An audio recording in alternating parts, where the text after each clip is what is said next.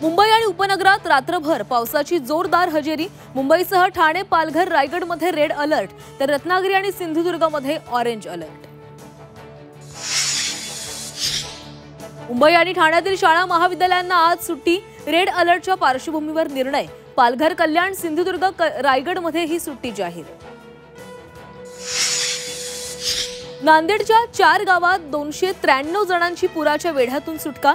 9 जण बेपत्ता। मदत बचाव कार्यासाठी लष्कराची तुकडी नांदेडमध्ये दाखल। मुसळधार पावसाचा मराठवाड्यात 6 बळी। पशुधनाचंही मोठं नुकसान। तब्बल 2244 गावं पुरानं बाधित।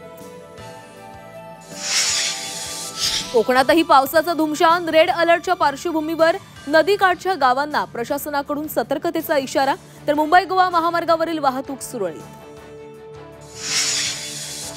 मुंबईतील बेस्ट निवडणुकीमध्ये 83% मतदान। 12,123 मतदारांनी बजावला मतदानाचा अधिकार। आज होणाऱ्या मतमोजणीकडे लक्ष। आशिया कप क्रिकेट स्पर्धेसाठी भारतीय संघाची आज घोषणा। सूर्यकुमार यादवच्या संघात कुणाची सरप्राईज एंट्री याची उत्सुकता।